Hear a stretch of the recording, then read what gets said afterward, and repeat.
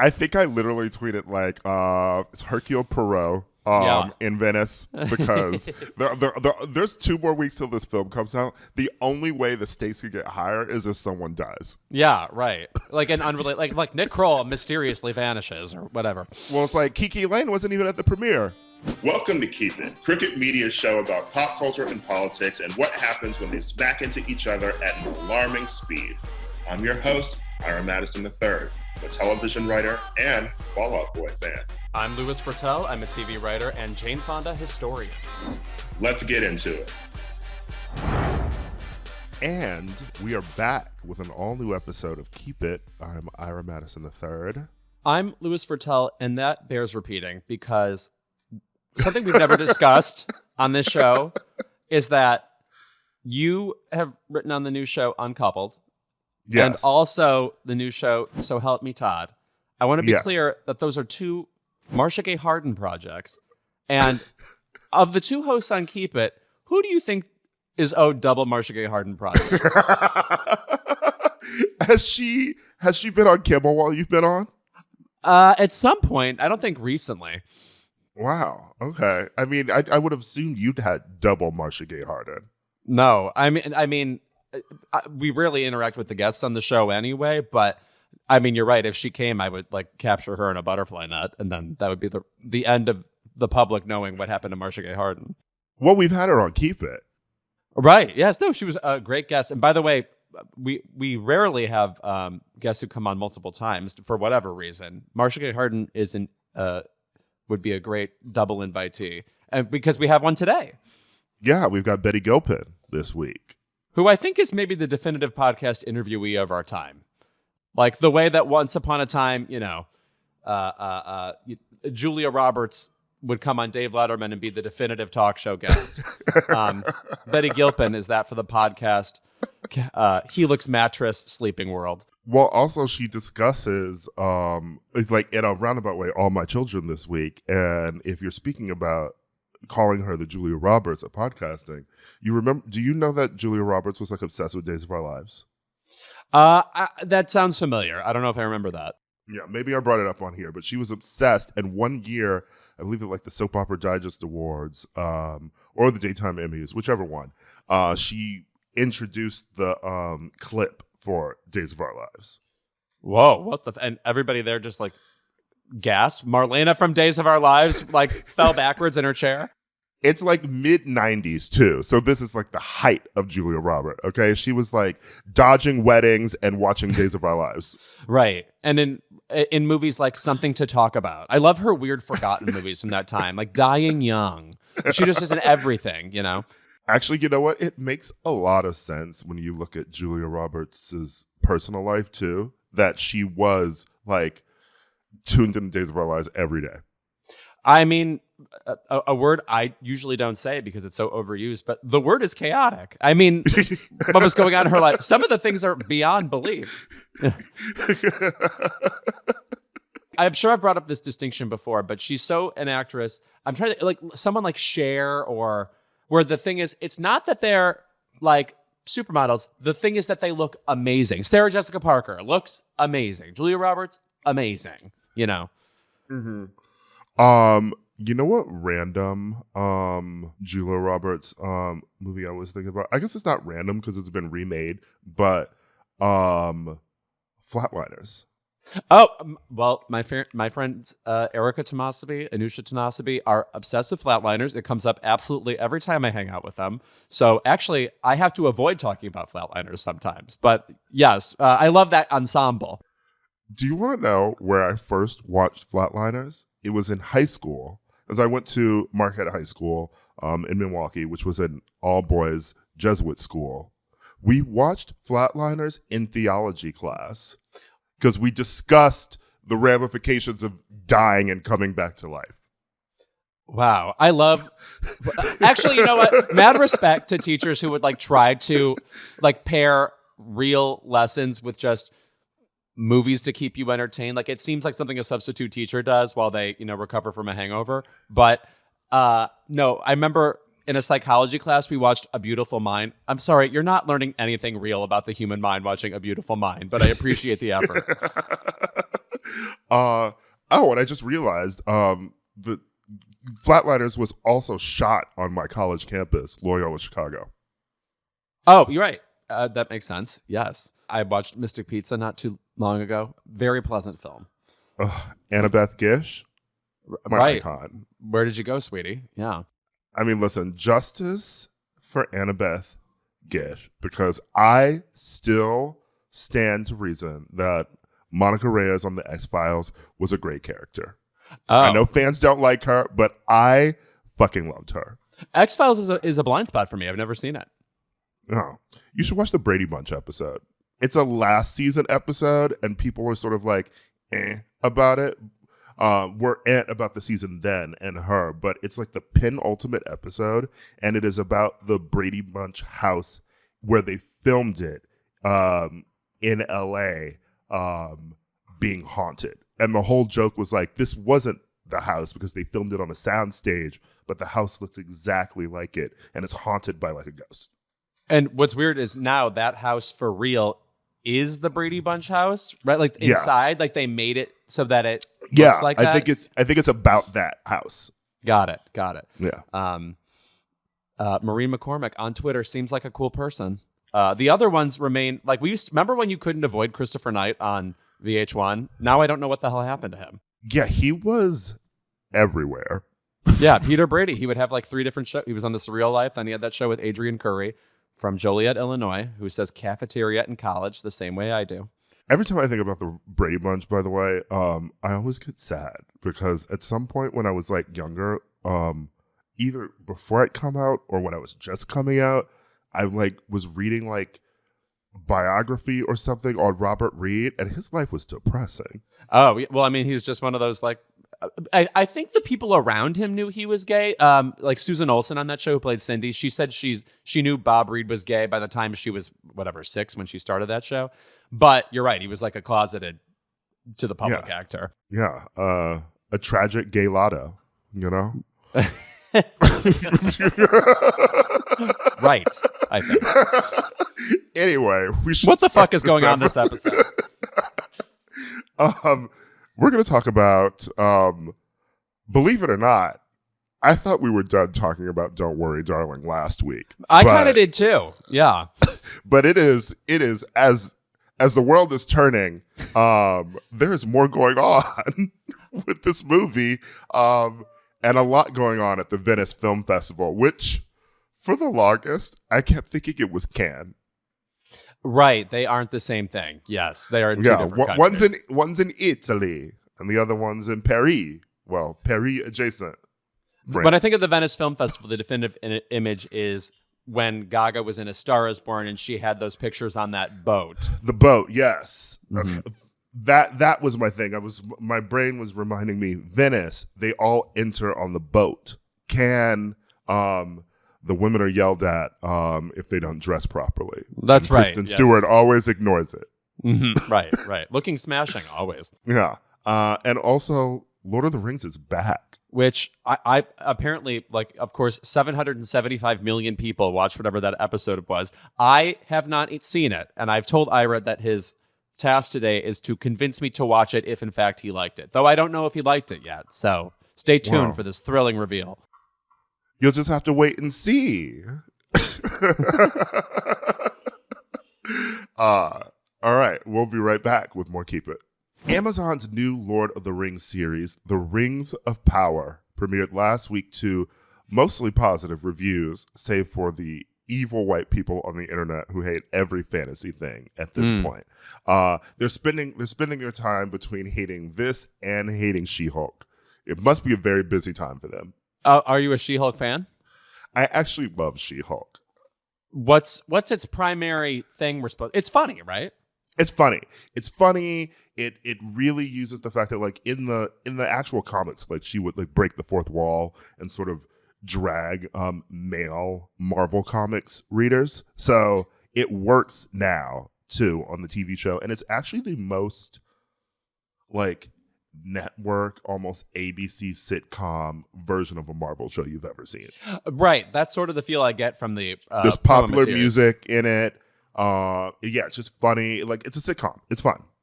I think the confusing thing is actually the casting of Tatiana, because we don't associate her with that kind of acting at all. You would never guess it was that, you know. But let me tell you, she can twerk. Oh, I saw that clip. Yeah. And I said, I don't know. But apparently a lot of people like it, so that's good to hear. But this is also the most expensive TV show ever made. So it's the Scream video of television. Can you believe Scream is still number one? Like, it must be adjusted for inflation. That's really crazy to me. For a split second, It was Bedtime Stories by Madonna, which that's a video that holds up. But anyway. So this show, I don't know if I can recommend it to you. What I need to know is, did you like the movies? Okay, here's my memory of the movies. Are you ready? Mm-hmm. So I had a Mormon friend in high school who, for his birthday, which was in December, we all went and saw the first one. And it's one of those movies where I felt like a completely different species from the people who liked it, because I was so... I liked some of the acting, but it was so... Are they not just walking in that film? It's like the fucking road. Yeah. We're still walking. Yeah. I was so bored that I skipped the Two Towers, which people... I remember my friend Elise being very obsessed about, being like, Louis, do you like the Two Towers? It's more action-packed, as if that's what I want in a movie. Sometimes my friends don't see me. And then Return of the King, I did watch, and I remember liking parts of it, but I also don't think about that movie ever. So it's not my brand at all. You know, in 2003, I was very concerned with Monster and whether Christina Ricci could get a supporting actress nomination. Didn't get it, by the way. Yeah. My memory of the movies is that they each one came out during finals week. And each time my friend Ben at the time took me to the movies to see them. We went like right after our early morning final, which I was just thinking about high school in general. The other day, I think maybe because of reading like Betty's book, but like the concept of the fact that we had to be at class at like 7:30 in the morning. Oh yeah, no, insane. I mean, it's crazy. Yeah, no, I'm not working in an ER. What's happening here? And sometimes you would have gym class in the morning, which was insane. Yeah, gym class's first period was terrorism, but also I feel like that's why most athletes are like morning people, because then I was thinking, oh yeah, if we are starting class this early, you would do like practice for like football or like swim practice like at 5:30 a.m. Right. Yeah. What's wrong with those people? Anyway. Absolutely insane. But because they were during finals, and the final would be like so fucking early in the morning, I'd get to the theater. I passed out in the middle of all three of these movies. I you know what? I'm like the movie guy, right? Like, I'm obsessed with movies. If I'm even remotely tired, I generally speaking might have a moment where I pass out, even if it's a good movie. I fell asleep during Spencer, and that's supposed to be, an acid trip of the mind, and yet I still fell asleep. But then I went back to the theater and saw it again because I'm a responsible viewer. Listen, I am just constantly tired. Yeah. Fantastic show. I need to see Kate Berlant's Kate again, because I did fall asleep for 5 minutes of it. Poor Kate Berlant, who is in Don't Worry, Darling, by the way. It's an amazing show, though, by the way. Side note, Bo Burnham directed it, and it is playing at the Connolly Theater in New York City. It's still in previews. It is hysterical. And it plays with the format of like what theater and a one-woman show is. She, is one of a kind. Somebody has made this note on the internet before, and actually, I think I remember Bo Burnham commenting on it, that Kate Berlant is someone who did something so successfully, her sense of humor being like this like off-kilter, feigning kind of crazy. If you know Kate Berlant's style, just look her up on YouTube and become acquainted immediately. She was so immediately copied by everybody else that you would forget she came up with it. Yeah, she's the OG. Yeah. Extremely funny. I cannot wait to see her show. And then it's been going around recently that before the show, she just sits in the lobby while people walk in and holds a sign saying, "Don't look at me." It's so funny. Yeah. When you first walk in too, there's it's, has a photo of her. It says Kate Blanchett as Kate, and then there's a mirror too, and it says you as the audience. Marina Abramovich jumped out. Anyway, back to these hobbits and elves. Oh yeah, right. Which we're so into. Keep going. I love House of Dragon, which is admittedly worse than this show. Oh, is it? Yeah, it's worse than this show. Rings of Power is actually like very beautifully written, very beautifully acted. I love, that it actually feels like, it has the mystical stuff going on, but it also has people who feel like real people in it too, who are dealing with all this stuff. You can tell they're real people because they haven't washed their hair, and they're wearing rags, and they're, usually running around on a farm somewhere. And House of the Dragon, for me, like, I feel like what it's actually missing is like the poor people. It has a lot of the like castle intrigue, but you don't know how it's affecting any of the people in Westeros. Oh, as opposed to, Game of Thrones felt like it was vast and was about the, entire world that it was in. You want the upstairs and the downstairs, if you will. Yeah, Rings of Power is fine. It's fine. No, wait, is Galadriel? See, here I am keying into what I remember about these Kate movies. Blanchett. Right. Is there a version of her in this? So she's the lead. Got it. But it's not Kate lead. Blanchett, obviously. Who the fuck is it? Morfydd Clark. I'm sure I've pronounced this name horribly wrong because she's Swedish and Welsh. That's approximating Blanchett. I know, like, if you put those two together, that's Australia to me. Right. And she was in Pride and Prejudice and Zombies. She played Georgiana Darcy in that. So, she's been around. Okay, but, great. She's actually quite good. It's really sort of about her on her journey to, find Sauron, the big bad, who she believes is still around and lurking evilly, and no one else believes her. So that's what it's about. And she's rallying troops to take care of him. And I found it a very fun, pleasant watch. I actually did not fall asleep during it, which is shocking because I fell asleep during the movies. I think that the series will actually allow itself to sort of world build more than a film can. And I'm going to watch it in defiance of like the trolls on the internet who hate it, which, by the way, I would like people to stop responding to these people because I feel like we've been doing this for years at this point. The series' ratings are insane. So who cares?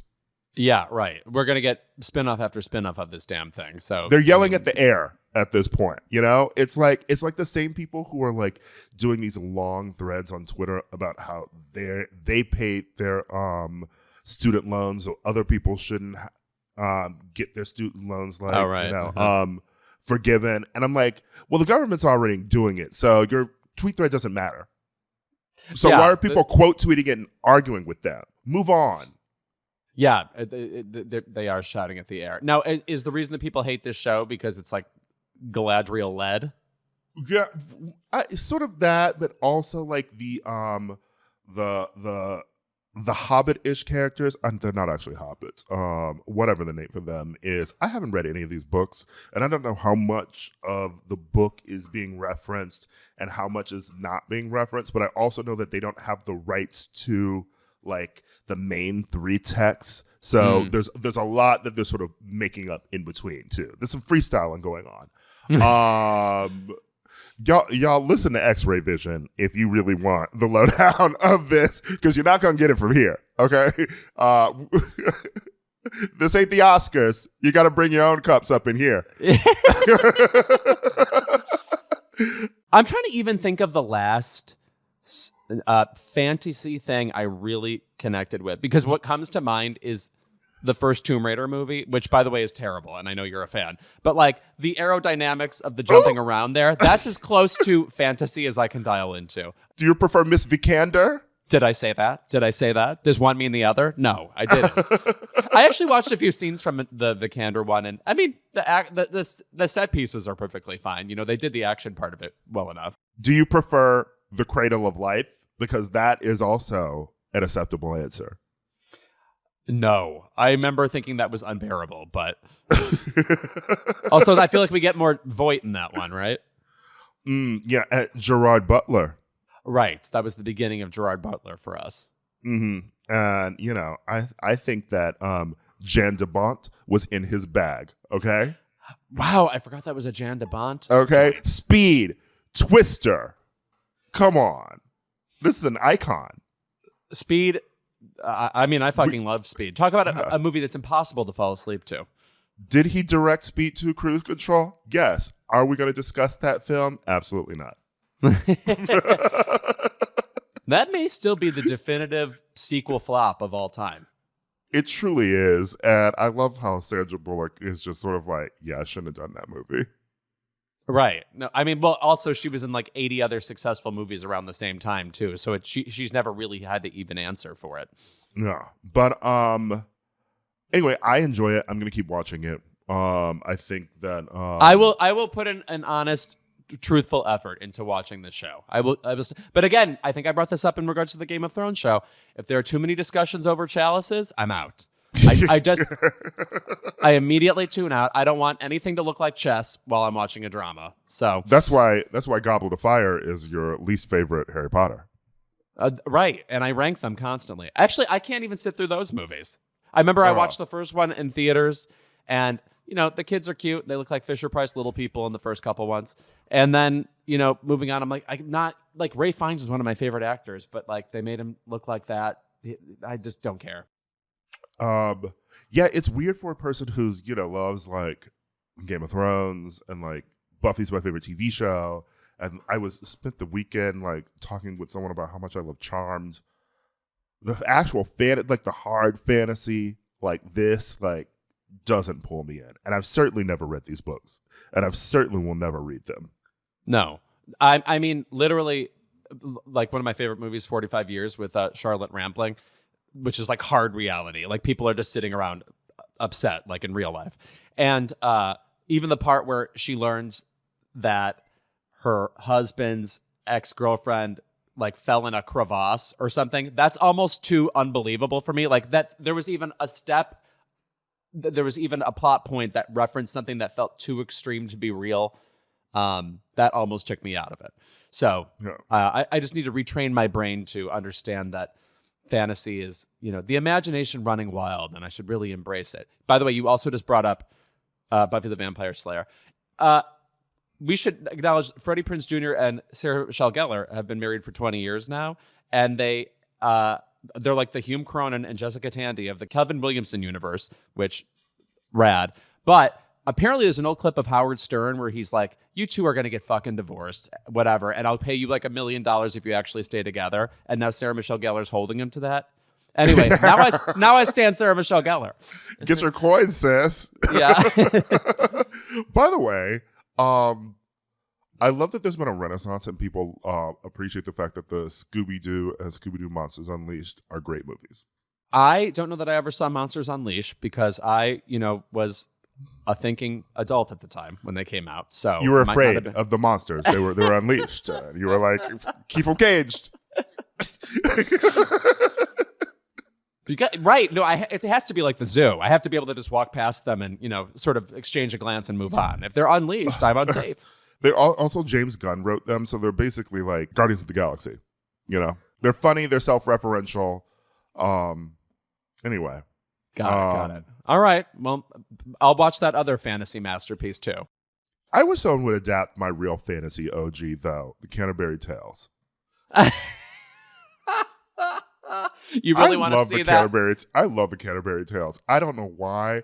Do you the worst thing I did in college? I took a class, an English class, where we learned Middle English. What? Okay. We read the Canterbury Tales in its original Middle English. And listeners, I have to tell you, I got a C- in that class. Well, it sounds like a class for people who are determined to remain, shall we say, virgins. But whatever, you got to say the Miller with the proper dialect, so good for you. Yeah, those books are very horny. Are they really? The Canterbury Tales? Chaucer, he was going through some things. Okay. Yeah. Good take on the Canterbury Tales. I've not heard it before. It's going to light up the literary universe. This is what the Keep It listeners want to hear. Right. Wow. Okay, well, let's get to Don't Worry, Darling. The listeners deserve it. Well, first, Betty Gilpin joins us. Okay. So we'll be right back with Betty Gilpin. So you've seen her in The Tomorrow War, Gaslit, and her breakout role in Glow. Her new book, All the Women in My Brain and Other Concerns, is available now. And I have to say straight away, there are so many women in her brain. They're listed in the book, and it is harrowing. And we're thrilled to welcome back to Keep It the delightful and rad as hell Betty Gilpin. Thank you for being here. Hi, guys. Thank you so much for having me. I'm so excited. Hi. First of all, I am obsessed with this cover.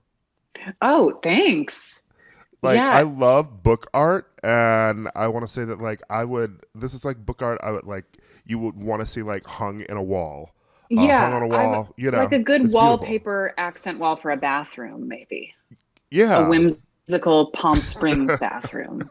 Yes. No, also, I mean, the doll heads thing, it's reminding me a little bit of, I want to say the original artwork for Exile in Guyville has some mutilated doll heads on it or something. I'm hoping that's an inspiration. Cool. Yeah, I was very nervous I definitely didn't want to be, I think my greatest fear is people will think that I wrote this thinking everyone knows who I am, so I should write a book. And I thought that's the opposite of what I feel. And I thought being on the cover would solidify that fallacy that if it was me shrugging, holding, a tragic and comic mask while on a toilet. It's very sad. Of course. Yeah. Right, yes. I do miss that era of like a Jane Pauley book cover where her head's in her hand and she's thinking I'm going to tell you about the news, but this time in a book. Right. Yes. Yeah. My dad would always get me and my brothers for Christmas. My brothers would get Lincoln biographies, and I would get Terry Garr flooring it through Hollywood. At first I was this is so sexist. I was I kind of would rather read Terry Garr's book than Lincoln's. But nonetheless, among celebrities, I think you are the number one person I was waiting for to write a book, because your writing style is so specific. You can hear it just in the title alone. But my first question is, in writing about yourself, are you a fast writer or slow writer? Because these images, namely the metaphors you use, are so specific to you that I assume they come to you immediately and you don't even have to try to come up with them. But what's your process like? I am a fast writer, and writing a book really worried me because my only writing experience before this book was writing the handful of essays, 5 or 6 that I've published, aka sat on my computer and emailed them to whateverlamps.com published it. And it felt very, very low stakes, and I was on a plane and wrote a thing and emailed it, and I knew that with a book it involved thought and outline and pitching before you actually write the thing. And I just thought oh gosh, is that going to sort of disrupt the creative process where I just, I think I write how some people are actors, which I feel elitist about and infuriates me. And now I am that with writers. I see some people don't have any, they're not in their heads at all about acting and don't really think about it. And they're I just memorize and show up. I'm do you even know who Brecht is? And that's kind of how I am as a writer. It's I just sort of wrote. I didn't really think about it. And now I don't know, a long way of saying I did write fast and now write slow and now speak like this. Yeah. I want to talk about how this even came to you. You said, you wrote something out first and sort of emailed that off.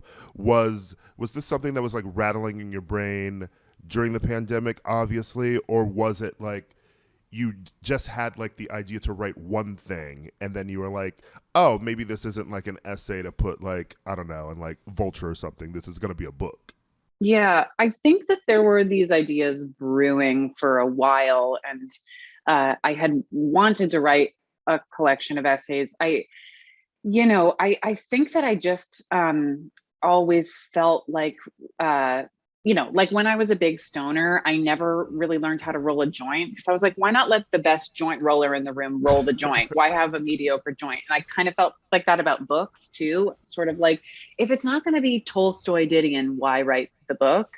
And then I would go into a bookstore and pick up the worst book I thought was on the whatever display table and read a page and be like, this fucking person wrote a book and didn't care. Like, what? We should all just press file print on our mediocrity because the tsunami's coming.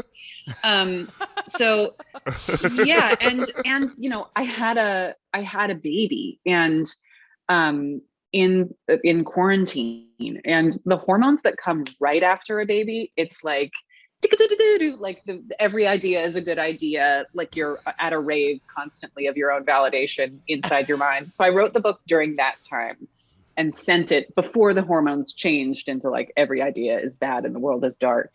I was like, can I unsend the email of the book? They were like, no. Again, because you're such a swift writer, seemingly, what is the kind of stuff that you find actually hardest to write? I mean, you're self-deprecating in a way throughout the book that makes me think, oh, it's uncomfortable for you to share certain things, but you also are so exactly articulated about it in your, as we've already heard, demented way, that I can't imagine it was actually all that hard altogether. But what were the most difficult parts of the book for you? Well, I would say exactly what you're saying, in that, like, I feel like I am now part of something that makes me cringe so hard about current culture that I'm completely contributing to, which is the branding of self-loathing and insecurity of like, ding, ding, ding, I have an announcement. Everyone look at me. The announcement is, whoa, I'm an introvert. Why are you guys looking at me? Like, because you told us to fucking look at you. You wrote a, like, you know, I write a lot about, yes, self-deprecation and hating myself and depression, but I'm an actor who wrote a book about themselves. I'm not like a cowering introvert in Antarctica. So I think that was the hardest part of just, you know, catching my own eyes in the mirror, being like, yeah, you're writing about these themes, but you are sitting down and being like, and then I did this. So are you a hypocrite? But I tried to also lace that in too. But yeah, I mean, you know, I think we all try to find the like middle ground between hating ourselves so much and insecure in a way that gives us perspective on ourselves and the world, but not so much that we're not hiding in a room, not sharing any of our work. Like it's the perfect balance of narcissism and hating yourself to put things out into the world. Oh, how refreshing. Thank you for putting it exactly like that. I remember last time you were here, you know, you talked about your acting process so specifically, and I just wonder, like, how does that, as an artist, like, how do you feel like your writing process sort of informs that, or are they like two separate sort of like beasts that you turn on? I think they're similar in that, like, just disabling, it's like trying to trick yourself out of the hiccups, like just trying to disable a voice in your head that's like, this is happening right now. Like almost like when you're stoned, you're like, what do I do with my hands? Like, I feel like just trying to disable that voice of like, it's happening right now. Is this good? Why are you doing this? Like I really think being in quarantine and not having any other human voices around to get in my head really helped with the book. You know, I think similarly with acting, I'm really finding it an interesting, not struggle, adjustment, I would say. You know, the first 10 years out of college, I was really only doing off-Broadway theater where like the failures and successes were pretty quiet and in a vacuum sort of. And now that, you know, I'm in this blip of time where a few more ears and eyes are pointed towards me, whether or not they're liking what I'm doing or not, it just feels a little less for free. I get a little superstitious that, to me, it's like the difference between a podcast and a live podcast, where you can tell the hosts are just a little turned out to the audience. And it always makes me a little sad. And I feel like I can chart that with actors too, of like the kids in Harry Potter. I feel like as the movies went on, you could tell that they were a little more aware that like it's for more people.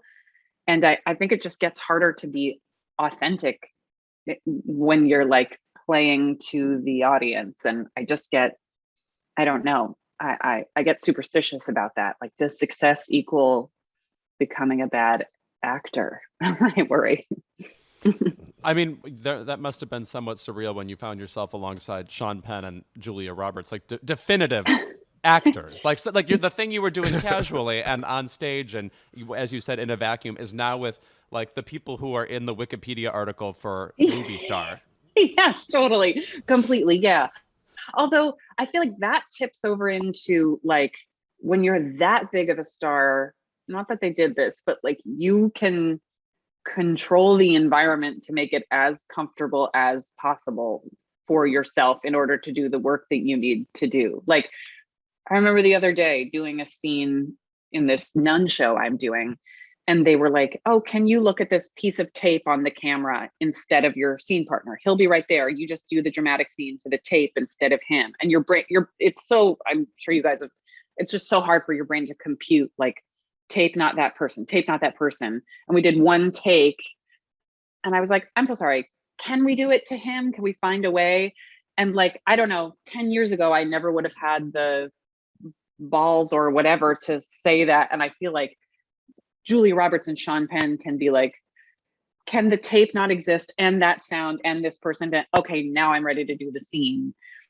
I don't know. It is kind of an advantage. By the way, last time I mentioned that we all have the same birthday, and I just want to clarify, we have the same birthday and birth year. Like the three of us were born within weeks of each other.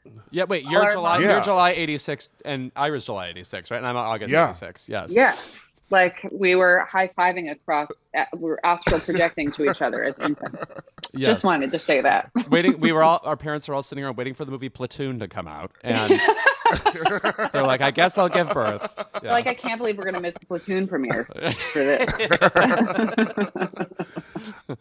I also have this theory too, and maybe I think you agree that maybe it was yours too, Louis, that like everyone born like specifically when we were, our first movie in theaters was The Little Mermaid. Yes, that was mine. Oh, yeah. Totally. I feel like it's the first one where you were old enough where your parents were like, I'm taking you to the movies and here's this Disney thing that's out. Yes, completely. Yes. And now being old enough to have like the sad clothes that we wore in middle school be like irony wear for Olivia Rodrigo is crazy. It's crazy. I'm like, oh, that's where we're at. Okay. No, yeah. I have like a millennial MAGA reaction to that clothing where I'm like, I already remember having to dress like I knew about skateboarding from the ages of 11 through 16, and I refused to go back. So I believe Olivia's the enemy. I tried to do the Thumbelina hairstyle and really couldn't. Yeah, no, it takes me back when I see like a Skechers and a lollipop and the Thumbelina. It takes me back to being at a Montessori school for middle school, and I had gotten like antibiotics for something that's not exciting, and I kept the orange pill bottle. And like when someone would come around the hallway, I would take the empty bottle and be like, like to have them think that I was on pills. That's every time I see Olivia Rodrigo, I'm like, oh my God, I was a disturbed child in those clothes. That's where I go. She's appropriating your yes. Yeah, my Blanche Dubois as a 7th grader skater who'd never skated. That would sell in the room, by the way, and it would sell to me. So if you want to pitch that, it's selling right now. What I want to also know is, you were joking about like the Terry Garr book, versus like Lincoln, like what the age what, old like, essay the two genders, yes. Ryan Murphy, get on this feud. Yes. What essay books like do you like enjoy? Like what inspired you, or like made you feel like this is my research for doing this. The same way that you have your research that made you become an actress. I mean, I really love Eve Babbitt's. Me too. I kind of when she died, there was like a moment where we talked about her, but there needs to be more. There really needs to be more. And I always I'm filming right now in LA, and I'm a New Yorker, and whenever I land in LA, I'm like, I need to read Eve Babbitt's to try to connect to the hit. I just think of LA as only ever existing now. It's like a pilot season bubble to me. I'm like, no, this place has history as well. People were artsy and drunk here in the 70s, just like they were in New York. And reading Eve Babbitt's to me is kind of the portal to connecting to the blood and soil of Los Angeles. I really love her. And I don't know, like Sloane Crosley. I would say it's very interesting doing book press as opposed to actor press, where, you know, usually it's like, you're playing with puppies and soundbiting your personality by talking about how, you know, feminism is adorable. And now it's like, what tomes are you reading? Like, oh my God, I'm reading the rewrite of episode 7 and I'm having trouble getting through it. So, you know, while I do read, I wouldn't say I'm like, you know, a human library on wheels. Although maybe I am, I don't know. I'm not. The weird thing about LA is like a lot of it looks like we built it like 15 years ago, but actually, if you like are walking around West Hollywood, it's like, no, the place where like Janis Joplin was 10 minutes before she died is still there and the same. You know, it's just next to a Barry's boot camp now. Yeah. Yes. Yeah. I listened to a lot of what's the podcast? You Must Remember This early in the pandemic. Love Karina. Yes, before Glow was canceled, I listened to it, waiting for Glow to start up again, and I would Google all the old houses that she would meant, like Betty Davis's house, and drive to it and sit outside and then drive home. Yeah. Yeah, you occupying yourself during the pandemic must have been a real challenge. I mean, you're just a shall we say, spunky-brained person. What were your favorite techniques? I mean, you know, I got pregnant like March 13th, 2020. So much of the pandemic was just being pregnant. And I think I think it was, you know, in the book I talk a lot about how I'm pretty good at being like the sidekick or, you know, cycled selves for whoever is in whatever role or person, whatever. And I think I was always afraid to be pregnant because I was like, oh, that's for people who know exactly who they are and what to do and what vitamins to take and have the right research and an organized purse. And doing it in a vacuum by myself, I mean, with my husband, but in quarantine where there were no other like voices chiming in, I got to sort of play the part of, I don't know, a good island person. So a lot of it was just, yeah, being pregnant and looking at Betty Davis's house. And a lot of watching YouTube videos of like big guy moments in football that are emotional. And I'm not a football, like that's how I missed society. Like, you know, heartwarming sportsmanship moments in baseball. I don't like sports at all. And then like Susan Lucci winning the Emmy, I watched a lot. Oh, sure. Iconic moment. Thank you, Shamar Where Moore. Rosie O'Donnell is streaming tears.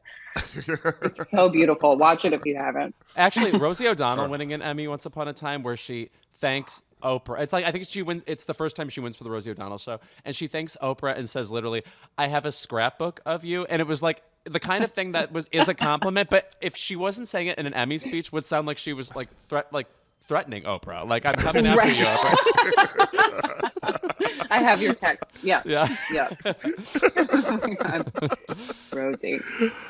No, it's interesting that you even mentioned like Eve and You Must Remember This, because I feel like, you know, as a person who, you know, spends time in both New York and LA, I feel like I was drawn to noir films so much just because they feel like the one sort of like Hollywood film that has documented Los Angeles in a way that, you know, like comedies, you know, like a Woody Allen or a Scorsese, you know, like those like were very much like we are documenting New York City.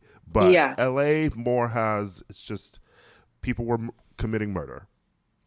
Completely. And I'm the Nun Show, Mrs. Davis, we film a lot of it on the Warner Brothers lot in stage 16, which is like the really, really tall stage. And they have outside on a plaque all the movies that have been filmed there. It's like The Big Sleep and Goonies. And I mean, now that Goonies is noir. But, kind of. Goonies is noir. But, you know, I'm thinking about like Lauren Bacall walking around, memorizing her lines, you know, falling in love with Humphrey Bogart. It's, you know, I grew up sort of obsessed with theater, and I don't have, like, Allie Bree and I talk all the time about, she has like an encyclopedic knowledge of film in a way that I really don't. Reason trillion why I would never want to direct anything. I just don't see our jobs like that. Just have like perfect picture memory of movies and stuff. But I don't know. I'm trying to get, Louis, I feel like you do. You have an encyclopedic knowledge. Oh, I have. Somebody put a chip in me in an early age. It doesn't feel like I ever learned it. It's just sitting there. Yeah. Right. And can you like picture movies like that? Can you like frames and stuff? And do you have, what's the? Yes, but I'm not one of those people where I would really necessarily be able to like identify every quote from a movie. Like you bring up a movie and then they can say 5 things from it. I'm more like, I know the Wikipedias of movies really well. Yes, right. Oh, I was thinking when we were waiting to get into the Zoom of this, I was thinking about the lore story of the premiere of The Women, that Norma Shearer and Joan Crawford like both circled the premiere like 20 times because they both didn't want to be the first one. And, like, before cell phones, like, how did that happen? Like, just slowly going by. She's not there yet. Like, we were Joan Crawford and Norma Shearer entering the Zoom. Thank you for putting it exactly in my language. I've never felt more seen before. You can be Joan if you want to. I'll be Ira, I guess that makes you Joan Fontaine or Rosalind Russell. Yes. Or George Cukor, maybe. Rosalind Russell would be it. Yeah. Yes. Also, I don't know if you watch RuPaul's Drag Race at all. Do you? You know, I did, and then it makes me uncomfortable in the same way that all reality TV makes me uncomfortable. I just get nervous for everyone. Oh, sure. Well, Rosalind Russell in The Women looks exactly like RuPaul's Drag Race winner Violet Chachki. I need somebody to just like put them together. It's very it's bone like chilling. A pile of tight curls and like a scarf. Yes, totally. Yes. Important for me to bring up exactly in this moment. I also want to say quickly, speaking of acting, you are the child of actors, as is established in this book. And you go into, I mean, you basically start the book by saying, and this is why I am the way I am, to explain everything that we read going forward. But what is it like having 2 actors as parents? I find that to be an incredibly strange situation. Yeah, I mean, you know, it wasn't strange growing. It didn't seem strange. And now being an actor, like, whoa, that was so weird. Yeah, they did. So I grew up in New York, and, you know, New York actors in the, from 86 on, you know, in the 80s and 90s, New York actors did mostly theater and Law and Order. And that's really what my parents did. And then, like, my parents are in a handful of, like, a Chevy Chase movie. My mom has 3 lines in Moonstruck. My dad was in Revenge of the Nerds Part 2, Nerds in Paradise. Just like a handful of things that are on at 3 a.m. where you're like, oh my God. And my dad, his soul has sort of always been a 71-year-old butler, probably since he was 3 years old. And now he plays Church on Gilded Age as a 71-year-old butler. And it just feels like something in the universe like clicked into place. All is right in the universe. He's so good on that show.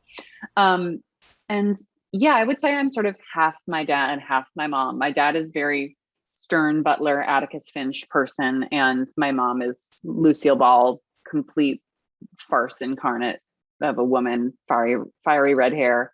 And I'm kind of half of each of them. And yeah, I sort of grew up in stage managers' booths, memorizing their plays, and really, you know, fell in love with it through, honestly, like them talking shit in their dressing room. So it's like, how do we get this job where it's about like talking shit in a wig cap to each other? I need that. So maybe I should watch RuPaul's Drag Race. I would say there's a specific kind of movie where like all the day players in it are like New York actors. They're shooting it in New York, so that like the movie Quiz Show, like every. My dad's in Quiz Show. That's exactly. That's what I mean. It's like how you can tell what these movies are in the 90s because Deborah Monk is in them. You know, like they just went exactly to that brand of actor. Completely. I used to have like a Quiz Show merch jacket. Like the merch I used to have, but I just carelessly tossed away, like a Kate and Allie hoodie and a Quiz Show jacket. God. And like what was I had a million, all gone now. Betty, you could have a Kate and Allie hoodie, and then I could be buried in it someday. Now we're lost. It's lost to time.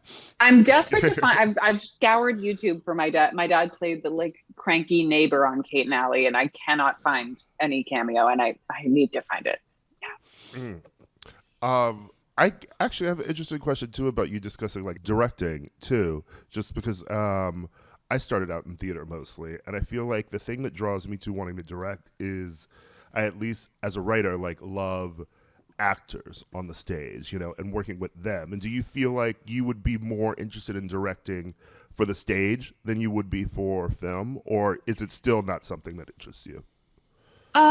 If I could do it with somebody who loved the like shot list part and all the parts that aren't talking to actors about scenes, I would love doing that part and just sort of you know, figuring out how to make the scene the best it could be just through the acting. But I really, you know, the more I work, the more I realize how small of a piece the acting is and actors. Like if I created a show or directed a show, and the actors are like the last thing to come in.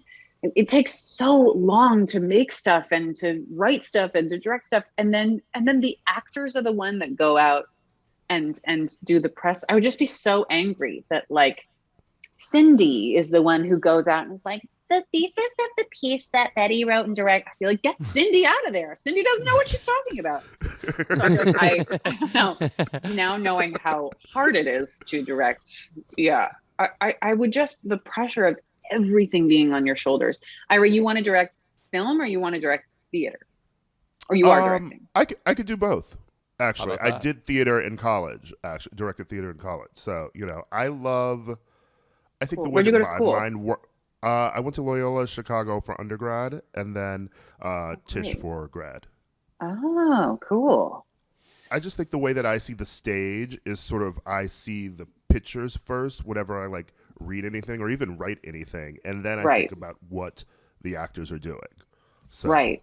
What was your most avant-garde production in college? Oh yeah. Let's hear about it, Laurie Anderson. Yeah, you hung from the ceiling, and what happened? Yeah, I did in a directing class. I did scenes from Return of the King. Sorry, Exit the King. I did Exit the King. Oh yeah, and I did Exit the. We've been thinking about Lord of the Rings today. I did scenes from Exit the King, and I speaking of like Susan Lucci, All My Children, like I still watch daytime soap operas. So that was during college when my friends and I were very invested in watching like Young and the Restless on Fridays or when we didn't have class. And so I had a Friday slot. That's tough. I set Exit the King in like this boardroom. And I had, like, and I used so like, and I used like walls, like the divider walls. I had people opening them as like an elevator, because my brain was very much that if they're in a boardroom, you need to constantly see extras getting on and off an elevator as they're having the scene in the boardroom. LA Law has brainwashed you. LA Law has brainwashed you. That's amazing. I did a Laramie project where we all would enter. It was everyone wore white button-ups and jeans, and you would enter as Betty or as Lewis or as Ira. Just enter as yourself. Kind of look out at the audience, put your hands in your pockets, and then roll down the spine and roll up, and you're your character. And we did an invited dress for. Do you know who Marion Seldes was? Oh yes. Oh, great interviewee, by the way. Dame I of looked her up on YouTube. Yes. Yes. So I thought you were like, we've had her on the podcast. I was like, No. you haven't. She passed. Yeah. She's like this dame of the theater, wore all purple scarves. I had her as a teacher in college. Wow. And she was our only audience member of our invited dress of Laramie Project. And she was the best audience we've ever had or I've ever had to this date, because after every line, she would be like, oh, no. And you are. We're all like, this is art. Marion is loving this. Yeah. The Laramie Project still haunts me to this day because I was assistant stage manager for our Loyola production of the Laramie Project, and our director was obsessed with, more than the movement of the actors, the movement of the chairs. So can you imagine there was a lot of trying to mark where every fucking chair is? Listen, in it's a every chair damn show. scene. It's a chair show. I think we had chairs and stools and benches. And there was, I remember the chairs being a thing. And I remember being on mushrooms for tech, and I didn't mean to be. And it felt disrespectful. Before I move on to our final question, I just want to say there's a interview with Marion Seldes and Angela Lansbury as they prepare for a production of Deuce that everybody should look up. Deuce. Yes. Kristen Milioti gave me for my baby a Deuce onesie for my child. We love Deuce. I have a Deuce magnet on my fridge. I saw Deuce on Broadway. Actually, I was about to say, my final question was, who are your sort of who are your sort of kindred spirits in terms of fellow actors? And if Kristen Milioti is giving you Deuce regalia, I'm saying she must be up there. Well, completely. I mean, in the book, I write a lot about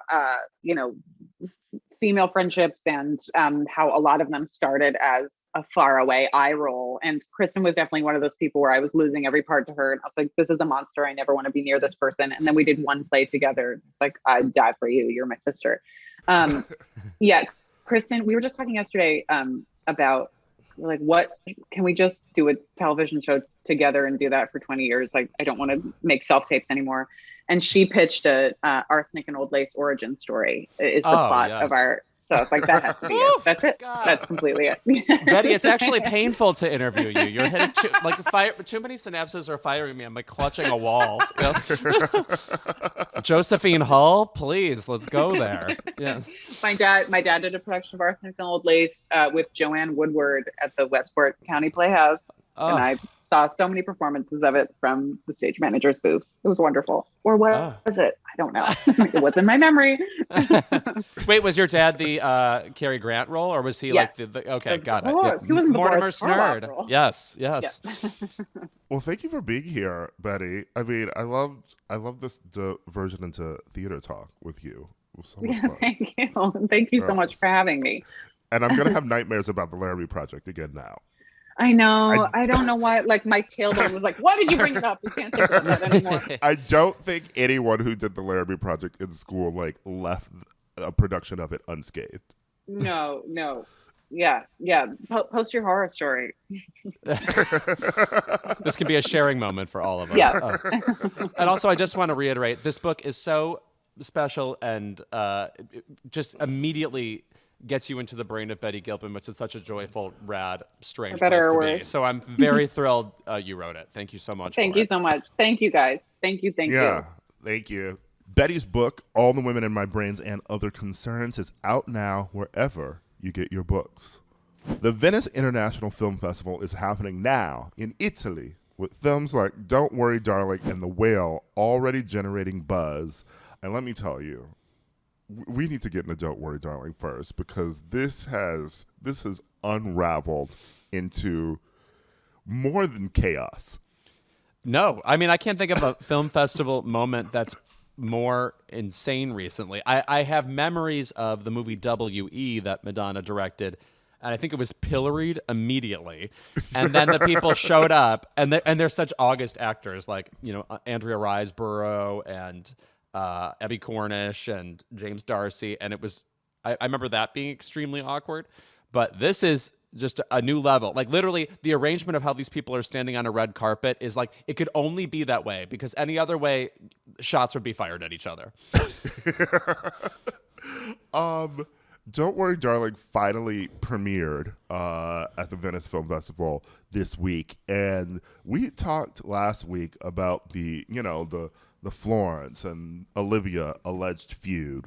The firing of Shia LaBeouf and why that happened, and was Olivia unfair to, quote unquote, Miss Flo, kind of talking behind her back in an attempt to keep Shia on the movie. And did that factor into Florence Pugh not doing any press for this movie, not talking about the movie on her social media after initially being excited for it? Lots of rumors, lots of speculation. And listen, I know we wanted to go to the place of saying that maybe it was misogyny, that was creating some feud between Florence and Olivia, but it seems like it's real, baby. Yeah, the footage speaks for itself. I mean, so Florence shows up to the Venice Film Festival. Late. By the way, because Yes. there was a report that her plane was going to land at like 1:30 or 2. She arrives like 15 minutes into the press conference in head to toe like Valentino, a 3-piece. She looks fucking gorgeous. Yes. And then a video of her just sauntering around with an Aperol spritz in her hand. Can I goes tell you viral. something? And I'm a Florence Pugh stan. We bring up Lady Macbeth a lot. Loved her. Midsommar, Little Women. I didn't love the Aperol video. I kind of thought she was cooler when she was above the fray in this situation, and not. I'm not saying she's like participating in the drama by doing this, but it just felt a little unbothered.gif. It felt like a present to the most basic Twitter stans. That's fair. She looked amazing. Yeah. She looked amazing, and she looked amazing in the dress she wore to the premiere. And I loved the gorgeous shots of her just like in the boat on the way to the premiere. Like there's one of her like sitting in the boat, and I was just like, this is cinema.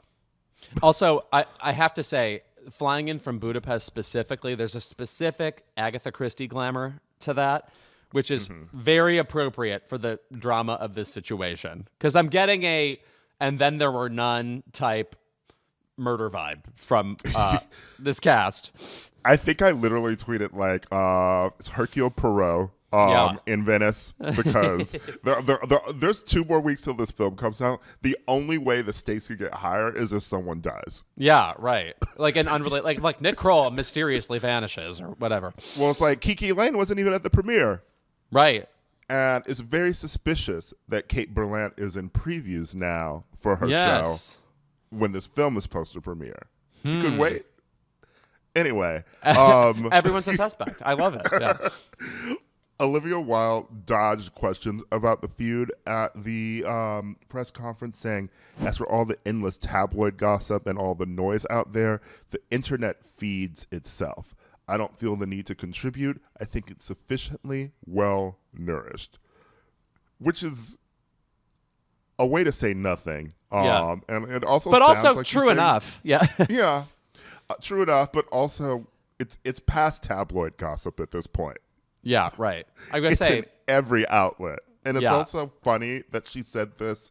There's this whole theme going around Venice now, too, because Timothée Chalamet, when she showed up in her halter top. yeah. I fucking love the film festival press is exhausting in many ways, but Timothée Chalamet and Cate Blanchett specifically, when they put the looks together, I'm sorry, there's just something about the two of them that like you have to look at them and you have to comment on whatever it is they're wearing, because it's a combination of both old school glamour and insanity. Like, it's great. There was a whole theme running around like that went from Chalamet to Olivia Wilde, because he was just randomly talking about the effect of social media when he was there promoting Bones and All. He said, to be young now and to be young whenever, I can only speak for my generation, is to be intensely judged. I can't imagine what it is to grow up without the onslaught of social media. Wow.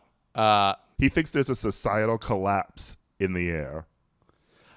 Which maybe he's secretly a bee. He sounds like one of the bees talking. What's interesting also is that he was also filming the next Dune movie, like Florence Pugh, but he has gotten sufficient time off to do the press for the Bones and All thing. So the fact that Florence is She's been doing shows, okay? Yes, like, yeah. hanging out with every celebrity that's in Venice, walking the boulevard, the boardwalk, whatever they walk in Venice. He has been, it's like, have you been shooting a movie, girl? Right, no. And so the fact that Florence is being like, oh, sorry, I was, in Hungary making my movie. I couldn't, sufficiently participate in this period. It's like, it sounds like they could have worked that out. Also, maybe you didn't like the Aperol Spritz video, but I like celebrities using the people who work for them to do their dirty work. Yes, I do enjoy that myself. Florence's stylist posted a photo of her in her dress in the hotel, sipping a drink. I think it's another Aperol Spritz, although it's darker red. It might be a Campari and soda. This is me being an investigator. No, you're Hercule Poirot. Yeah, right. But her stylist wrote just for the caption, Miss Flo. All right. So they've seen the video of Olivia. Yeah. They've seen the video, and then Olivia's stylist put up an Instagram story that it's just a photo of a hallway. So she just took a photo. Then she wrote ominously, "There's always more to the story. ... Okay. I mean, that's not evidence one way or the other. You're not helping. Also, it's like, that's so open-ended. It's like she's saying, well, Florence Pugh is a murderer. You know, like, just like, what's the implication from that?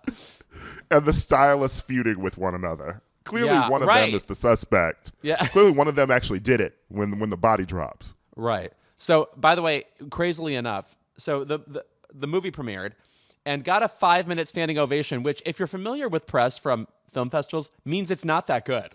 Because at these premieres, if you don't clap for 10 minutes, literally people clap for like 17 minutes for the movie Mud. When's the last time you saw the movie Mud, right? It seems impossible to clap for 5 minutes at anything. Like, I don't think I could clap for 5 minutes at like the murder of Osama bin Laden if I was there live. And yet people somehow sustain it because the stars are there and they each take time to bow and, you know, kind of acknowledge each other. But 5 is just not that much time, which makes me think this movie is like a C-, though I am now extremely intrigued and still have to see it. Also, Florence left after 4 minutes of the clapping. Right, and did not look at Olivia the entire time she was standing there. Did not. And so that is all of the drama that's going on between them. Now we have to talk about Harry Styles.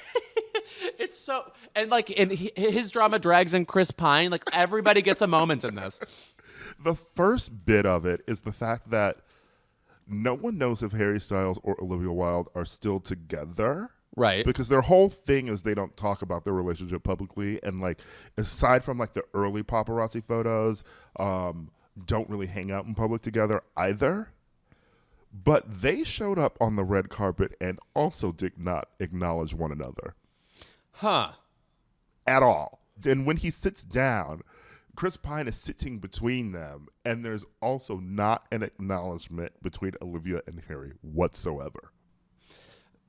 It seems like a perfectly run movie. It seems like everything is going according to the way they wanted.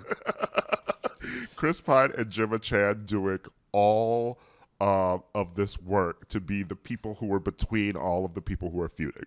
Right, to be gargoyles between these tabloid stars. So there's a clip now of Chris Pine sitting next to Olivia Wilde, and then Harry Styles walks in to, you know, like millions of screams, you know, and we're trying to deduce whether or not he spit jokingly or perhaps sincerely on Chris Pine as he sits down, and Chris Pine has a look of kind of shock on his face, and it takes extra leaning in to see that Harry does something, potentially spitting, and we think it's a joke, but what's going on there? Let me tell you something. I have always been so sad that I did not live through the JFK assassination. Right. Because, you know, the excitement around it, you know, and then seeing Jackie, you know, like blood splattered, you know, like ascending to American culture, like the heights of it, and then also like the Zapruder film. Right. No. This is that. Yeah. and no one died. You know, it's an improvement upon the JFK assassination, I have to say. Nobody died? Oh. The way that yesterday, scrolling Twitter, I saw 19 different angles of Harry sitting down next to Chris, with people deducing, is it spit? Was Chris Pine just high and he was put his glasses down? There's a moment where he has his sunglasses in his hand. He puts them down and then looks down, and then it's like, oh, my glasses are there, and picks them back up. So it's like, was he just stoned and couldn't remember that he put his glasses down? And did that happen coincide with Harry walking over to him at just that moment? Or was there spit? And also, by the way, this would be a jarring enough moment because Chris Pine also happens to look insane at this given moment. He has the hair of like an American gladiator named Viper or something, and spectacles, and he seemed under-responsive to almost everything occurring, let alone being spit on. Not even to mention the him sitting next to Harry in an interview where he's talking about the film, and Harry's like, my favorite thing about the movie is like it feels like a movie. Oh my God! I was going through Kyle Buchanan was at the our friend Kyle Buchanan was at the press conference for this, tweeting Harry Styles quotes, and I have to say, woof. Some of them were like, I love acting because I don't know what I'm doing. I wouldn't say that at this given moment. she's a working class pop star, okay? Right, yes. He's the new Mick Jagger and Bruce Springsteen and whatever else that he's supposed to fucking be. Yeah. Plucked by Simon Cowell, okay? Right. That's right. Apparently, though, in the reviews are kind of middling for this movie, but actually people seem to be giving Harry more credit than we thought he was going to be getting. So yeah, well, assuming nothing insane happens next week, the next we'll be talking about Don't Worry Darling was when it actually comes out, because I will be seated. Oh, abso-fucking-lutely. I cannot wait. Alonso Duralde from The Wrap wrote, I thought it really, what seemed to be a review I expected of this movie, which is it's full of twists, but also twists you've seen in other movies 70 times. He said, I'm surprised Bruce Willis being dead wasn't part of the movie. The other thing to come out of Venice was Darren Aronofsky's The Whale, and Brendan Fraser got a 6-minute standing ovation. Let me just say about Brendan Fraser in 2022, I did not expect so much Al Gore biopic to be coming off him. He was doing these bows. I was like, here comes the, I feel like he can win an Oscar for playing Al Gore someday. I love Brendan Fraser. I've always loved Brendan Fraser. I'm happy for this Brendan Fraser comeback. He was supposed to be in Batgirl, I feel like. But, we know what happened to that film. And I'm excited for a new Darren Aronofsky film, too, because let me tell you something. I think he's actually one of my favorite directors. I don't love Black Swan, even though it is very entertaining. I thought Mother was admirable, even though it is also one of the most annoying movies of all time. But no, I like Darren Aronofsky. What's your favorite, then? My favorite Darren Aronofsky movie is... I'm going to say Requiem for a Dream, even though there are frustrating moments in that too, because the Ellen Burstyn performance alone is just gobsmacking. That she gave us that in 2000. And again, it was her versus Julia Roberts and Erin Brockovich. And I mean, like, apples and oranges. I think voters had a tough decision to make. I think mine's The Wrestler. Oh, well, that was when Marissa Tomei was like, by the way, I am still that fucking bitch. Yeah. Marissa Tomei, and, like, honestly, like, Mickey Rourke did what needed to be done. Oh, no, but he was so harrowing in that movie. And so sometimes a role and an actor line up in just a way where it's like already poignant, and then what they do with it in the movie is just excellent. Like I'm sort of waiting for like Nick Nolte to have a movie like that again, where I guess Warrior had a little bit in that for him, but I would like something else to kind of get all his power one last time. You mean you didn't like Nick Nolte in The Hulk? I know, and that's my favorite film, which is... I know, I'm happy for Brendan Fraser, too. I ended up mysteriously in Palm Springs over the weekend catching some of The Mummy Returns on TV. Is that the most expensive movie of all time that looks like it was entirely furnished at Z Gallery? Everything's like Egypt, but also like a dining room table. It looks like an Egypt-themed movie, not like we're actually in Egypt. The Mummy Returns was a cinematic event, okay? I love those movies so much. Rachel Weisz in these movies, I mean, she's so breathtakingly gorgeous, but also styled so porny. Her eyeliner and, like, hair, like barrel curls, it's so funny. The one thing I'll say is that I liked The Scorpion King. I did not. I saw that in theaters and was revolted.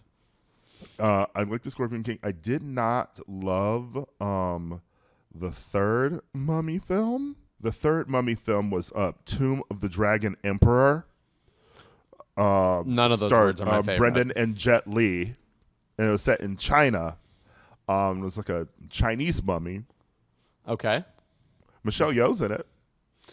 That sounds Shout out about to right. her. And then also, shockingly, as a Tom Cruise stan, I do not like his version of the Mummy. I tried to watch it on a plane, and I fell asleep 20 minutes into it. Theme of the episode. What I didn't realize about that movie was it was supposed to like kind of kick off a universal horror. The Dark Universe. Yes, right. And then that's just gone now? Like we're done with that? I think it's still happening, which is okay. which is very confusing. But yeah, the movie's bad. But Tom Cruise, I will see you at the movies. Yeah, you will. That ad is beautiful. Brendan Fraser also, of course, was in the movie Blast from the Past, which I need to say about that movie. Over the weekend, I was with Matt Rogers, who I guess has a podcast, and I mistakenly said, "Oh, Blast from the Past with Brendan Fraser and Heather Graham." And he goes, "No, I think it's Alicia Silverstone." I was like, "I hate when you correct me with your inferior pop culture knowledge." And I looked it up, and I was shocked to misremember that it was Alicia Silverstone. Yeah, it's Alicia, baby. I love Blast from the Past. It's so just a dumb. silly movie. I just remember that, Jennifer Lewis is in that film. Our friend, yes. Yeah, and I just remember from the trailer, all the time the trailer was constantly on TV because it was about Brendan Fraser, being in a fallout shelter, and his parents keeping him there his entire life. When he comes out of the shelter, I believe he sees a black woman who says, "Oh my lucky stars, a Negro." No. I don't remember that. And that line was in the trailer. I don't remember if it's in the actual movie, but it was in the trailer, and I saw the trailer would be, on TV like 3 times a day. I guess I'm not surprised, but wow, to throw that in the trailer is really something. Yeah. So anyway, he's very. It's good. It sounds like it's going to be him against Timothée Chalamet in the Best Actor category so far. Mind you, you cannot trust film festival Venice press at all. No, because you read like a tweet from someone being like, "The Whale isn't a normal drama; it's one of the best movies ever." And then you're like, you check the bio, and it turns out they've only seen 3 movies before. So, the only other thing I'm excited about is the new Martin McDonagh film on the Banshees of Inisherin. Even though I don't like his movies as much as I like his plays, and I will say Hangman on Broadway was fucking fantastic. I will also say about Martin McDonagh that after 3 Billboards, I believe we sentenced him to make a good movie. So this is just part of his course correction. Yeah. Cease and desist making movies about race in America, okay? You go back to where you came from. Abby Cornish's placement alone deserved a slap on the wrist. And Inarritu's latest film was panned. I'm kind of excited for him to have a flop moment. We gave him an awful lot over a period of 2 years, and we gave him too much. Because you know what? Birdman? Absolutely not. I don't know. I would have to see it again. I mean, I like certain. I love Edward Norton in that movie, but you're right. I do believe it's a bit self-serious about from the title alone. Artist. Yeah. Right. Oh God, the title. Oh God. The full title being Birdman, or The Unexpected Virtue of Ignorance. And the name of this one, too, is Bardo, or False Chronicle of a Handful of Truths. How about you just pick a title, bitch? Are you Prince? Yeah, Lemony Snicket, put the pen down, bitch. Yeah. All right. There's Venice. Again, at least we have these great movies. We have Cate Blanchett and Tar coming out. We have Bones and All, which is supposed to be good. Maybe this Sam Mendes Empire of Light with Olivia Colman is something. Anyway, a lot to look forward to. And unfortunately, we'll be talking about it for the next 8 months since I have a problem with the Oscars. So, Kiki Lane, just let us know you're alive. Yeah, right. We're right here. And one more thing out of Venice, I just want to shout out my girl Trace Lissette for being the first trans woman to headline a film at Venice. Also, shout out to that 11.5 minute standing ovation girl. I'm very proud of you. And I can't wait to see the film Monica. We'll be right back with Keep It. And we're back with our favorite segment of the episode. It's Keep It. Lewis, what's yours? This is a Keep It. It is pop cultural, but it has sucked me away from all other pop culture, and I resent this thing for existing because it's doing exactly what it set out to do. My Keep It is to Pluto TV. I've brought this up in the context of Pluto TV having a 24-hour-a-day Jeopardy channel where you can just watch Jeopardy all day. But truly, it's just a service that sucks you in, and it's the ultimate binge viewing experience in that anything you want to see, you can get an unlimited supply of it on Pluto TV. Type in plutotv.com into your browser right now. Get the app, whatever. It's free, whatever. This is not SpawnCon for Pluto TV. I'm simply saying once you start, the course of your life is forever altered. There's a Buzzer, which is a general game show network, is on Pluto TV. I have seen so many old episodes of Classic Concentration recently, and I just want to say that matching prizes on a board should not be that compelling. And yet, I cannot tear myself away. I cannot stop solving rebuses of phrases like, don't give up the ship, or whatever. And yet, after this taping of this podcast, I will go back to it. I can just watch it anytime during the day. You can procrastinate with Pluto TV. There's an entire American Gladiators channel, and then I get lost in a loop where I'm looking up the champions from American Gladiators, a show I've already brought up today in regards to the looks of Chris Pine. And I find out, which contestants died tragically. One was murdered. It's just a lot of pop cultural information that I don't have anything to do with. Like, I don't get to come on Keep It and then talk about, guess what I did for the past 8 hours pop culturally that I can share with you. Nothing, because I'm lost in a loop that Pluto TV has provided. So anyway, it's keeping me extremely useless recently, even though it is wildly entertaining. We're going to get investigated by the SEC, Lewis. I need to see the back channels where Pluto TV is paying you. I know. It seems like they own my ass. And I'm just shocked. I'm shocked that something like this only exists now. It feels like something that would have come out 10 years ago, because there's all these old TV shows lying around waiting to be, we used to wait for these shows to be on DVD. But in particular, something like game shows, you would never buy something like that on DVD. So this is a really appropriate forum for it. Do you think Pluto TV has all of Welcome Back, Kotter? I mean, there's tons of. There's constantly commercials for like the Mary Tyler Moore Show and things like that. So I have the feeling, because I've been in a Welcome Back, Kotter mood lately. Somebody else is very obsessed. Oh no, Jimmy Kimmel obsessed with Welcome Back, Kotter comes up a lot. Oh well, me and Jimmy go way back. Yeah, that's right. You, Jimmy, and Vinny Barbarino. The Sweat Hogs. I couldn't think of their name. That's that. All right, my Keep It this week goes to Jameela Jamil. Oh, it's the first time we've ever had a problem with her, so that's really crazy. It's been a while. Right. She's honestly left us without a dope take to step to. And here she is, responding in typical Jameela fashion to a internet joke.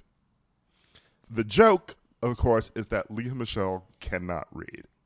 Right. It's a long-standing joke. It's like a folktale at this point. It's like our Paul Bunyan. We've passed it down. It's funny because it started from someone just being. I've read the history of it once before, and it's like someone literally just made a joke online once that Lea Michele can't read, and the way it took off it's just fascinating to me. And of course, it kept circling back after all the stuff came out about her being a bitch to people on the set of Glee, being kind of racist too. And so people started making the reading jokes again. as a way, to, respond to, the awful stuff that was coming out about her. It's a joke. I don't think any of us actually genuinely believes that this woman cannot read. But I do want to say that every opportunity she's been given to prove that she can read, she has not done it. And all you have to do is say you can read, girl. But the New York Times did a profile of her to coincide with the her Funny Girl debut, which is happening tonight as we're recording today. Her response is, I think it's sad. I think it's sad that people would say I can't read. I showed up to set every day. I knew my lines. Did you read them? I didn't ask if you knew the lines. I've seen you say the lines. I know they came out of your mouth. I know that's not ADR by somebody else. I'm talking about the reading. Can you read the lines? Then she also accused it of being sexist. I don't think anyone would say this about a man. No. Meanwhile, people make jokes about men. Come on now. There are plenty of men I don't think can read, baby. Aaron Taylor Johnson, for one. I saw Nocturnal Animals. He learned those lines phonetically, I can tell. But in all of that, Jameela jumped in to defend her. And somehow Jameela manages to be completely annoying in her defense of Lea Michele, but also incredibly rude to Lea Michele at the same time. Jameela put on Instagram, not a voice note, by the way, so I'm not sure how Leah's even going to read this, but she wrote, I see a lot of people claiming a certain actress can't read and then laughing at her. Whatever your issue is with someone, and I don't know this woman or anything about her, but laughing at the idea of anyone not being able to read makes you look like a prick, an elitist, ableist bore. It's embarrassing for you, not them. Ma'am, in your defense of Lea Michele, did you have to say, I'm sorry to this girl, I don't know who you are? Also, a certain actress, can you just say her name? Like, what's the I point don't of the know anonymity? anything about them. Yeah. Then maybe you should read up. Which begs the question, why are you so compelled to make an Instagram post about a woman you don't even know? If I'm Lea Michele and my assistant, whatever, sends me a text and she's like, oh, something's coming over the transom, Jameela Jamil is here to defend you. Guess what I'm doing? Quitting Funny Girl and also show business. I'm moving to a cave. I'm moving to South Dakota. I mean, that was one of the funniest lines in the Gossip Girl reboot. Maybe the only funny line. It gets worse. Jameela Jamil just defended you. Cute. Also, to imply that it's ableist to make a joke about a celebrity not being able to read is the wildest take I've ever heard. It's just like the time we decided that Millie Bobby Brown was like a huge homophobe based on nothing. And there would be memes of her like holding a coffee cup and saying, off I go to pour this on a faggot. Like, just, we made that up. It's based on nothing. I understand if you're Millie Bobby Brown herself, it's probably uncomfortable as a very, very young person to hear people making jokes of this nature. Maybe it makes you want to get away from the online universe. But at the same time, it is just a joke. It's not based on anything. No. Nobody's like, this colors my actual interpretation of who Millie Bobby Brown is.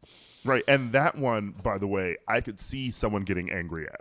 This is innocuous. But again, as I saw several times, Lea Michele could just do a funny Instagram post where she's reading a book and it's upside down. And she's like, look at me enjoying this book. Whatever. Listen. Pizza Hut is just waiting to partner with her to relaunch Book It, okay? So, oh my God. A personal pan pizza with like Lea Michele faces on the pepperonis. That's what I want. All right. Well, that's our show this week.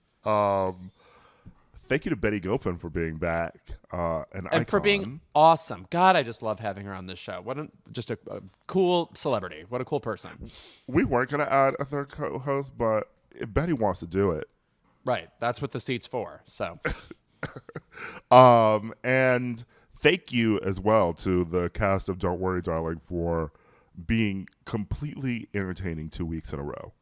Keeping us fed. This is me doing circling my tummy motion and licking my lips. I have wanted nothing but petty celebrity drama to come back. We had such like the first this show has been going on for almost 5 fucking years. Our anniversary is in January. The amount of our show that was devoted to like dark celebrity drama, like Kim and Kanye, and then, you know, all the other shit that was going on like 2018 and 2019. This is pure innocent fun. Yes, right. No, I mean, the Azealia Bankses and the Nicki Minaj's have not provided as much recently, and we needed someone to take the reins, and this is what happened. Although, did you see what Azealia Banks wrote No. about Sam Smith? Oh, no. What? Because I guess Sam Smith was talking about her, and you know, Sam has a song with Kim Petras coming out called Unholy. Azealia wrote, "Sam Smith, please keep my name out of your boring mouth. When I told you to give me a how many lick style hook for Fuck 'Em All Night, it was too controversial for you. That or you're just the most boring gay man on the planet. If I'm too controversial for music, get your stupid ass off TikTok. Keep on your Men's Warehouse suit and make the song for the Campbell Soup commercial, cornball." Now, I've said it before. Azealia Banks is extremely funny, but someone placed a curse on her that she will follow this up days later with something so raunchily offensive that you will regret having laughed. But until then, we're going to leave you with Keep Your Men's Warehouse suit on and make the Campbell Soup commercial. Fun. We'll see you next week.